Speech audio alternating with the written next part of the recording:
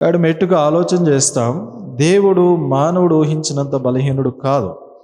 దేవుడు మానవుడు పెట్టుకున్నంత పరిమితి గలవాడు కాడు. ఆయన అపరిమితుడైన దేవుడు. కాబట్టి ఆ దేవుడు మానవుల్ని ఎంతో ఎక్కువగా ప్రేమించడం, మానవులపై ఎంతో ఎక్కువ ప్రేమ చూపించడం మనం ఇక్కడ చూస్తున్నాం. 42వ అధ్యాయం వరకు మనం గమనించినప్పుడు దేవుడు వారి మీదకి రాబోయే శిక్షను గూర్చి, చెరను గూర్చి, బబులోను కొనుపోబడే దాని గురించి మాట్లాడడం అనేది మనం చూస్తున్నాం. దేవుని దగ్గర అన్యాయము లేదు. దేవుడు అన్యాయము చేయుట అసాధ్యం. ఈ 3 వర్తమానాల కొన్ని సంగతులు ఈ భాగంలో నుంచి మనం చూస్తాం. అయితే 43వ అధ్యాయాన్ని మనం చూసినప్పుడు చాలా ఆశ్చర్యకరమైన ప్రేమ, వాత్సల్యతతో కూడిన దేవుని ప్రేమ ఇజ్రాయేలుపై పొంగి పొరలవడం అనేది మనం గమనిస్తాం. అందుకే ఎన్నో వాగ్దానాలు ఈ 43 అధ్యాయాల్లో మనకి కనబడుచున్నాయి. దేవుడు మనల్ని రక్షించుట్లోనూ, మనల్ని బలపరచుట్లోనూ, ఆదరించుట్లోనూ, మనల్ని నడిపించుట్లోనూ దేవుని యొక్క వాగ్దానాలు, కృపతో కూడిన వాగ్దానాలు, కనికరముతో కూడిన వాగ్దానాలు ఎన్నో ఉంటూ ఉన్నాయి. కాబట్టి ఈ 43 అధ్యాయంలో ఎన్నో వాగ్దానాలు దేవుడు ఇచ్చినట్లుగా మనం ఇక్కడ చూస్తున్నాం. అయితే ఈ భాగంలో నుంచి మనం చూస్తాం, తప్పిపోయిన ప్రజలు, ఆయాసపరిచిన ప్రజలు, దేవుని బాధ పెట్టినటువంటి ప్రజలను దేవుడు నూతనమైన వాత్సల్యతతో జ్ఞాపకం చేసుకుని ప్రేమించచ్చు వాళ్ళకు మరలా దేవుని యొక్క ప్రత్యక్షతను అనుగ్రహిస్తూ ఉన్నాడు. చాలాసార్లు ఒకే సంగతి మనకు బోధించబడతా ఉంటుంది. అనిపిస్తుంది కదా, మాటికి ఇదే సంగతి, ఇది నాకు ఎప్పుడో తెలుసు కదా అని. కానీ దేవుడు మరలా మనకి జ్ఞాపకం చేయడానికి కలిగిన కారణం ఏంటనంటే, ఆ విషయాన్ని మనం బాగుగా ఎరగలేదు అనే సంగతి. ఆదికాండము మనం పక్కకు పెడితే నిర్గమాకాండం, లేవీకాండం, ద్వితీయోపదేశ, సంఖ్యాకాండం, ఈ 3 ఖండాల్లో లేదా ఈ 3 గ్రంథాల్లో రాయబడిన సంగతులు మరలా తిరిగి ద్వితీయోపదేశ కాండంలో జ్ఞాపకం చేయడం మనం గమనిస్తాం. ఇప్పుడు ఇశ్రాయేలీలు తప్పిపోయారు, పతనమైపోయారు. ఇప్పుడు తిరిగి వారిని సమకూర్చేటప్పుడు దేవుడు వారిపై ఉన్న ప్రేమను, వారికి ఏమై ఉన్నాడో, వారిని గూర్చినటువంటి సంగతులు, వారి వల్ల కలిగి ఉండవలసినటువంటి దేవుని యొక్క ఏర్పాటును గూర్చి మరలా తెలియజేయడం అనేది ఇక్కడ మనం జ్ఞాపకం చేస్తున్నాం. వారికే కాదు, ఈరోజు మనకు కూడా ఇవి వాస్తవం. ఇదే ప్రత్యక్షత దేవుడు మనకు కూడా ఇచ్చుచున్నాడు. వారికి ఏమని ప్రత్యక్షత ఇచ్చినాడో ఈరోజు మనకు కూడా అదే ప్రత్యక్షత దేవుడు ఇచ్చుచున్నాడు. ఆయన మానవులందరినీ ప్రేమించుచున్నాడు. కాబట్టి ఈ సంగతిని బట్టి ఒక 7 విషయాలు దేవుడు వారికి బయలుపరిచాడు. 7 విషయాలు దేవుడు వారికి జ్ఞాపకం చేశాడు. ఆ 7 సంగతులు మనం చూస్తాం. చూడండి, 43వ అధ్యాయం 1వ వచనంలో 2 సంగతులు మనకు కనబడతాయి. అయితే యాకోబు, నిన్ను సృజించిన వాడగు యెహోవా, ఇశ్రాయేలు, నిన్ను నిర్మించిన వాడు ఇలాగూ సెలవిచ్చుచున్నాడు, నేను నిన్ను విమోచించి ఉన్నాను. కాబట్టి ఈ భాగంలో నుంచి మనం చూస్తున్నాం, సృష్టించుట, నిర్మించుట. మన నిర్మాణకుడు, సృష్టికర్త ప్రభువే. సృష్టించుట అనంటే లేని దాంట్లో నుంచి సృష్టిని చేయుట. నిర్మించుట అనంటే ఉన్న దాంట్లో నూతన సృష్టి చేయుట. ప్రభువు మనకు సృష్టికర్తగాను నిర్మాణకుడుగాను ఉంటూ ఉన్నాడు. అంటే ఏమీ లేని దాంట్లో నుంచి సృష్టిని చేశాడు. మనకు వాదం అవసరం లేదు. కానీ ఆదికాండం 1వ అధ్యాయాన్ని మనం నమ్ముతాం. ఆదికాండం 1వ అధ్యాయంలో మనం ఏం చూస్తున్నాం? చూడండి, ఆదికాండము 1వ అధ్యాయము 1వ వచనం, ఆది యందు దేవుడు భూమి ఆకాశములను సృజించెను. తర్వాత 26వ వచనం, దేవుడు మన స్వరూపమందు మన పోలిక చొప్పున నరులను చేయుదుము, వారు సముద్రపు చేపలను, ఆకాశ పక్షులను, పశువులను, సమస్త భూమిని, భూమి మీద ప్రాకు ప్రతి జంతువును ఏలుదురుగాకని పలికెను. కాబట్టి ఇక్కడ దేవుడు చేసిన సృష్టి ఏంటి అనంటే, ఆది యందు దేవుడు భూమి ఆకాశములను సృజించాడు. వాటి నిర్మాణానికి వచ్చి ఇంకా కింద వచనాల్లో పార్ట్స్ వైజ్గా చెప్పారు. ఒక్కొక్క పనిని ఆరంభించి ముగించి ఒక దినమాయనగా మనకు కనబడుచున్నది. రెండవది, మానవుని కూడా దేవుడు నిర్మించాడు. ఇదివరకు లేని సృష్టిని దేవుడు సృష్టించాడు. కాబట్టి దేవుడు సృష్టికర్త. యోహాను సువార్త 1వ అధ్యాయంలో మనం గమనిస్తే ఆయన లేకుండా ఏది కలగలేదు. ఆయన లేకుండా ఏదీ కలగలేదు. అంటే కలిగి ఉన్నదంతా ఆయనతోనే కలిగి ఉన్నది. ఆయన తీసేస్తే ఏ సృష్టి లేదు. బైబిల్ వాక్యం చాలా స్పష్టంగా చెప్తున్నది. రెండవది, నిర్మించుట. పతనమైపోయినటువంటి మానవుని యొక్క జీవితాన్ని నూతనంగా నిర్మించుట. అంటే పాడైపోయిన దాన్ని బాగు చేయగలిగినది, చెడిపోయిన దాన్ని సరిచేయగలిగినది, శాపగ్రస్తమైన దాన్ని ఆశీర్వాదకరంగా మార్చగలిగినది ప్రభువు తప్ప మరెవరునూ కూడా లేరు.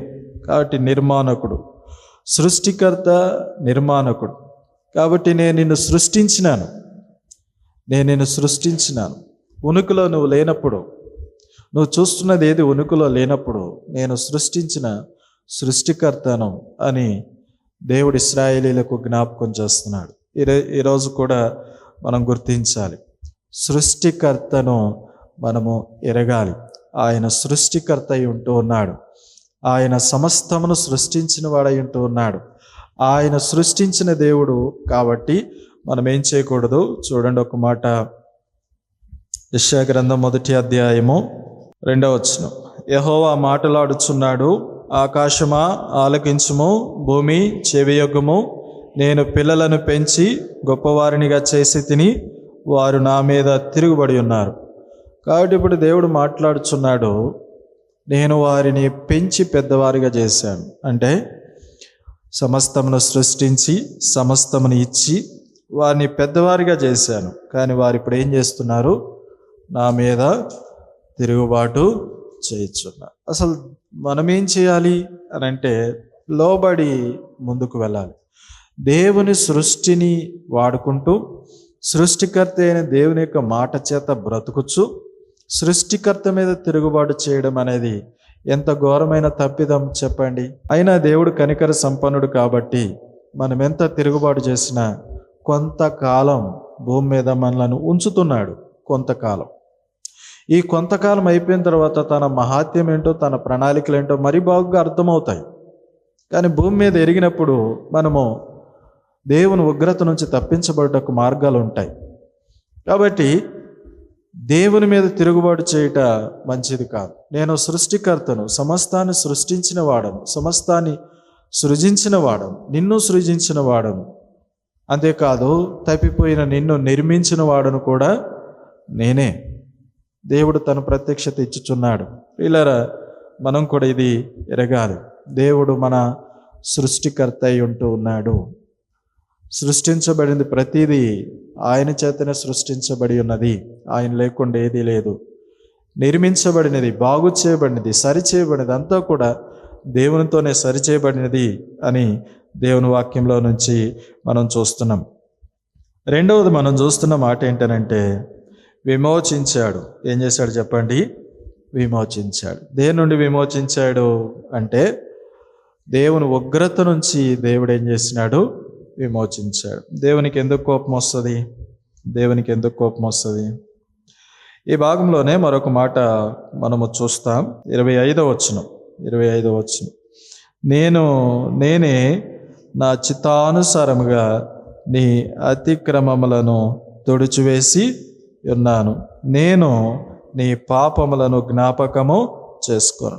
దేవుని ఉగ్రత నుంచి ఒక వ్యక్తి విడిపించబడ్డాడు అని అంటే ఆ వ్యక్తికి కావలసింది ఏంటో తెలుసా? క్షమాపణ. దేవునికి ఎందుకు కోపం వస్తుంది? దేవుని ఉగ్రత ఎందుకు మానవుల మీద ఉంటుంది? దేవునికి బాధ ఎందుకు కలుగుతుంది అంటే మానవుని యొక్క తిరుగుబాటు, మానవుని యొక్క పాపం, మానవుని యొక్క అవిధేయత. అందుకే రోమీలకు రాసిన పత్రిక 1వ అధ్యాయంలో మనం చూస్తాం, భక్తిహీనుల మీద దేవుని యొక్క కోపము పరలోకం నుండి దిగుచున్నది. కాబట్టి దేవుని యొక్క కోపం భక్తిహీనత మీదనో, పాపం మీదనో, తర్వాత పాపుల మీదనో, అవిధేయత మీదనో ఉండడం మనం చూస్తున్నాం. అయితే ఇక్కడ యాకోబుతో, ఇశ్రాయేలుతో దేవుడు అంటున్న మాట ఏంటనంటే నేను నిన్ను విమోచించి ఉన్నాను. అంటే అర్థం ఏంటి? క్షమించి ఉన్నాను. ప్రతి పాపమును, ప్రతి అవిధేయతను ఎట్లా క్షమించాడంట? 25వ వచనంలో, నేనే నా చిత్తానుసారముగా నీ అతిక్రమములను తుడిచివేసి ఉన్నాను. దేవుడు తన చిత్తానుసారంగా, ఉద్దేశపూర్వకంగా, ఆనందముతో నీ పాపములను ఏం చేసినాను? తుడిచివేసినాను, జ్ఞాపకము చేసుకొనును అని దేవుడు ఇక్కడ జ్ఞాపకము చేస్తున్నాడు. కొన్ని సంగతులు మనం చూద్దాం. చూడండి, దేవునికి మన పాపాలు ఎంత కోపం రప్పిస్తాయి అనంటే, ఇర్మియా గ్రంథము 44వ అధ్యాయము 2వ వచనం 3వ వచనం, నేను యెరూషలేము మీదకిని యోధా పట్టణములన్నిటి మీదకిని రప్పించిన కీడంతయు మీరు చూచుచూనే ఉన్నారు. మీరైనను మీ పితరులైనను ఎరుగని అన్య దేవతలను అనుసరించుచు, పూజించుచు, వాటికి ధూపం వేయుచు వచ్చుట వలన వాటి నివాసులు తాము చేసుకున్న దోషము చేత నాకు కోపం పుట్టించిరి గనుక నేడు నివాసులు లేకుండా అవి పాడుబడి ఉన్నవి కదా. ఇక్కడ మనం చూస్తున్నాం 2వ వచనం 3వ వచనం మనం చూస్తే కీడు అని మాట్లాడుచున్నాడు. 3వ వచనంలో మనం చూస్తే పాడుబడుట. ఈ రెండు సంగతులు ఇక్కడ మనకు కనబడుతున్నాయి. అంటే దేవుని యొక్క కోపం కీడు కలగజేస్తుంది. రెండవది, దేవుని యొక్క కోపం పాడుబడేటట్టు చేస్తుంది. పాడుబడుట అని అంటే నివసించలేని పరిస్థితి ఏర్పడుట. ఇక్కడ పాడుబడేటట్టు ప్రాంతంపై కీడు రావడానికి కారణం ఏంటనంటే దేవుని యొక్క కోపం. దేన్ని బట్టి? మానవులు చేసిన తప్పిదం. 3వ వచనంలో మనం చూస్తాం వాళ్ళు ఏం చేశారు అనేది. ఈ భాగాన్ని బట్టి మనకు అర్థమయ్యేది ఏంటనంటే, ప్రపంచంలోకెల్లా చీప్ సంగతి, విషయం ఏంటి చెప్పండి? దీన్ని బట్టి మనకు అర్థమయ్యేది, దేవుడు అంతగా అయిపోయింది, అంతగా చేసేసినాం అంటే ఎంతో శ్రేష్టమైనటువంటి దేవుణ్ణి, ఆయన గురించి మనం చూస్తే ఎన్నో సంగతులు ఉన్నాయి. అలాంటి దేవుణ్ణి మనం ఏం చేసేసినాం? చీప్. కాబట్టే వీళ్ళు ఏం చేసినారు? ఎరుగని దానికి మొక్కడం అనేది మనం గమనిస్తున్నాం. కాబట్టి దేవుని కోపం ఆ ప్రాంతం పాడుబడేటట్టు చేసింది. తర్వాత ఇంకా మనం ఇంకొక మాట చూద్దాం, ఆదికాండం 6వ అధ్యాయంలో.